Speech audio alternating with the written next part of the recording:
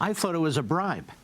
I thought they offered him $1 million to do what they know couldn't be done, to provide support for a document that was paid for by the Democrat Party. The highest echelons of the FBI, the DNC lawyers, the Clinton lawyers, they were all working together. They were leaking this stuff to the media. They were using it to commit crimes in front of the FISA court. This is the greatest dirty trick in American political history. That was the great one, Mark Levin, on Brian Kilmeade's show last night, reacting to the Durham probe, revealing that the FBI paid Christopher Steele $1 million to corroborate allegations, which he couldn't, in his dossier against former President Donald Trump. This comes as jury deliberations are set to begin tomorrow, ongoing, in the case of Russian national Igor Danchenko, who is charged with lying to the FBI over his role as Steele's dossier source. He wasn't the only one that lied. So did Charles Dolan, with ties to the Clintons. Here to react is former acting Attorney General Matthew Whitaker. Matthew, thanks for being here. Before we go through the key players, and I want to real quick, what kind of reaction, in your sense, is this getting on the other side of the aisle, from legacy media to Democrats to those intel agents that were happy to cover for this? Is anyone explaining, hey, maybe we did get this wrong?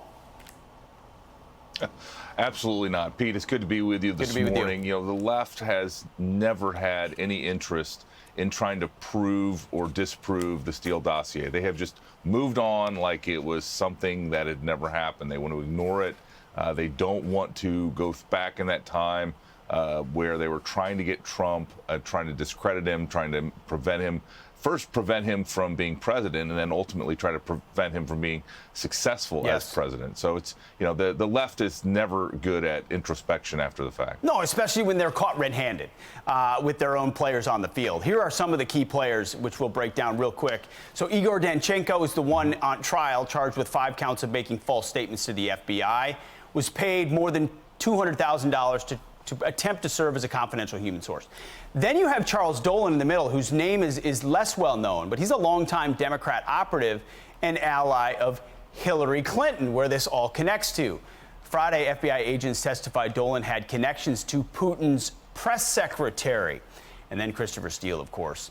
Opposition research on Donald Trump. Mueller report casts doubt on dossier claims. But, Matthew, we knew there were doubts about the dossier claims from the beginning, because they were paying to attempt to verify it, even though they were saying it was verified when they were issuing warrants.